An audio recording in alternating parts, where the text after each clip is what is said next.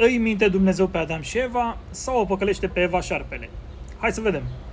După cum bine cunoaștem, în povestea Genezei, Dumnezeu creează lumea și o grădină a Edenului, în mijlocul căreia era un pom al vieții și un pom al cunoștinței binelui și răului.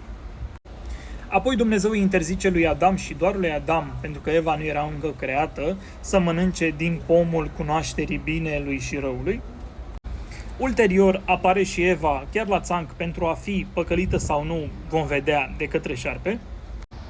Mai departe avem un dialog între Eva și șarpe, cu Eva explicându-i șarpelui că pot mânca din oricare alt pom al acestei grădini, mai puțin din cel al cunoașterii, pentru că altfel vor muri, așa cum le-a zis Dumnezeu. Șarpele îi răspunde, nu veți muri. Cu alte cuvinte, uită-te la mine, eu am mâncat din el și trăiesc, sunt aici, nu am murit.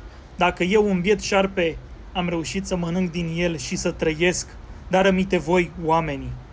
Cu alte cuvinte, ce fel de Dumnezeu ar fi acesta care s-ar mânia și te-ar pedepsi pentru că încerci să cunoști, pentru că vrei să accesezi mai multe cunoștințe, să fii și tu ca el? Ce fel de Dumnezeu este acela care s-a răzbunat pe propriul său popor? Ce fel de Dumnezeu este acela care a făcut genocid, care a șters toți oamenii de pe planetă și tot așa? Un Dumnezeu nenatural, un monstru. Ulterior, socotind că rodul pomului este bun de mâncat și plăcut ochilor la vedere și vrednic de dorit, pentru că dă știință, a luat din el și a mâncat și a dat bărbatului său și a mâncat și el. Cu alte cuvinte, au mâncat amândoi. Ulterior, femeia, socotind că rodul pomului este bun de mâncat și plăcut ochilor la vedere și vrednic de dorit pentru că dă știință, a luat din el și a mâncat și a dat bărbatului său și a mâncat și el. Cu alte cuvinte, au mâncat amândoi, n-au murit, dar s-au rușinat. Văzându-se că sunt goi, au început să se rușineze. Dar n-au murit, așa cum le zisese Dumnezeu. La școală, la facultate, suntem învățați că șarpele a păcălit-o pe Eva să mănânce din măr și astfel s-a produs păcatul originar. Însă, citind chiar din Geneză, din Vechiul Testament, ne dăm seama că cel care a mințit în această situație a fost de fapt Dumnezeu, pentru că El le-a spus celor doi, lui Adam și Eva, că dacă vor mânca din acel pom, vor muri. Aceștia n-au murit, exact așa cum a zis șarpele. Și atunci, cine minte de fapt? Ulterior Dumnezeu află că aceștia au mâncat din măr, sărim peste partea cu cearta și ajungem la un punct care este cel puțin ciudat. Citez.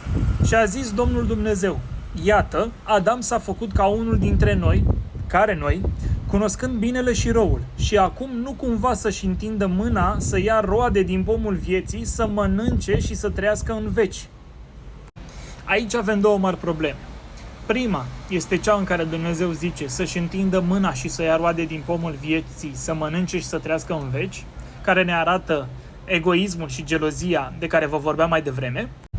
Iar cea de-a doua este cea în care spune, iată, Adam s-a făcut ca unul dintre noi. Care noi? Mai existau la acel moment alți Dumnezei și noi nu știm? Despre cine vorbește de fapt Dumnezeu în acest pasaj? Cu siguranță mai erau și alți zei, pentru că varianta Bibliei pe care noi o citim astăzi este varianta pe care biserica instituționalizată o acceptă. Celelalte variante în care se vorbește și despre alți zei sau despre lucruri care ar pune în pericol ierarhia bisericească de astăzi, nu sunt considerate corecte, legale. Așadar, o păcălește șarpele pe Eva sau îi minte Dumnezeu pe Adam și Eva?